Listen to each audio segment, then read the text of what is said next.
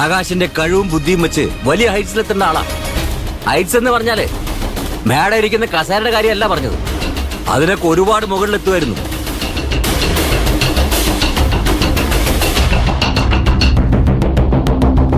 എന്റെ ആഗ്രഹം സാധിച്ചു തരാൻ വേണ്ടി മാത്രമാ പെട്ടെന്ന് കിട്ടിയ ഈ പോസ്റ്റിൽ ഇവൻ ജോയിൻ ചെയ്തു.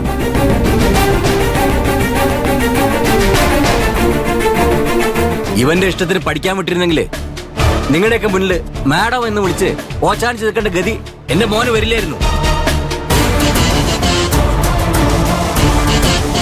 നിങ്ങൾ ഇവന് കൊടുത്ത പനിഷ്മെന്റ് ഡ്യൂട്ടി എന്തിന്റെ പേരിലായിരുന്നു? നിങ്ങൾ പറഞ്ഞത് അനുസരിക്കാതിരുന്നതിനോ? നിങ്ങൾക്ക് വേണ്ടത്ര ബഹുമാനം ഇവനിൽ നിന്ന് കിട്ടാതിരുന്നതിനോ? പറയും മാഡം, ഇവൻ ചെയ്യുന്ന ജോലിയിൽ എന്തെങ്കിലും കുറവുണ്ടായോ? മാഡം പറയണം. സർ, കാരണങ്ങൾ കുറേയുണ്ട്. അതൊന്നും വിശദീകരിക്കാൻ എനിക്കിപ്പോ സമയമില്ല.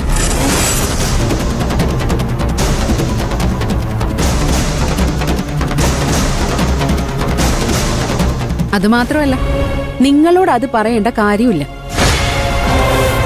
ഇവിടെ ഒരു മീറ്റിംഗ് നടക്കാം. കൊച്ചു പിള്ളേരെ പോലെ ഇവിടെ കിടന്ന് ബഹളം ഉണ്ടാക്കാതെ പോകുന്നതായിരിക്കും നല്ലത്. മാഡം, മര്യാദയ്ക്ക് സംസാരിക്കണം. ഇതെന്റെ അച്ഛനാ. അല്ലാന്ന് ഞാൻ പറഞ്ഞില്ലല്ലോ മിസ്റ്റർ ആകാശ്. അച്ഛനും മകനൊക്കെ ദാ അവിടെ ആ മൂലയിൽ ചെന്ന് കൈയും കെട്ടി വെറുതെ ഇരിക്കും. വൈകുന്നേരം 5 മണിയാവുമ്പോ ബാഗ് എടുത്ത് വീട്ടിലേക്ക് പോയി അവിടെ ചെന്ന് അച്ഛനും മോനും കൂടെ ബഹളം ഉണ്ടാക്കും.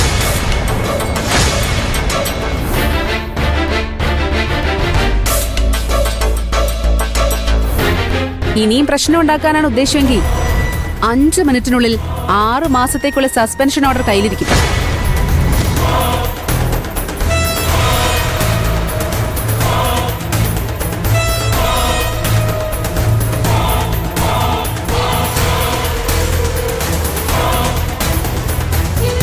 മാഡം നിന്നെ.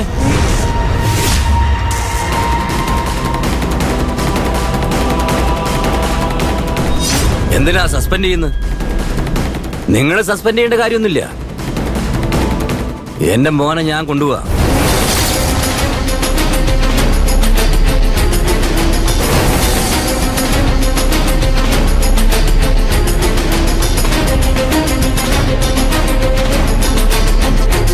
സസ്പെൻഷനോ ട്രാൻസ്ഫറോ ഇനിയിപ്പോ ഡിസ്മിസലായാലും ഒരു കുഴപ്പമില്ല.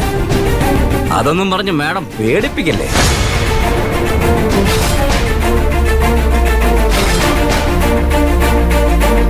ഈ ജോലിയൊന്നും ചെയ്തിട്ട് വേണ്ട എനിക്കോ എന്റെ മോനോ ജീവിക്കാൻ.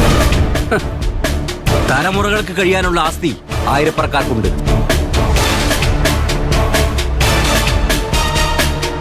ഇവനെ ഈ ജോലിക്ക് വന്ന് സമ്പാദിക്കാനൊന്നുമല്ല, നാടിനും നാട്ടുകാർക്കും വേണ്ടി നല്ല ചെയ്യാൻ വേണ്ടിയാ. നിങ്ങളെപ്പോലുള്ള ഉദ്യോഗസ്ഥർക്ക് ഇവനെ പോലുള്ളവരെ കണ്ടുപിടിക്കില്ല എന്നറിയാം. ഇവന് ഇനി ഈ ജോലിയുടെ ആവശ്യമില്ല.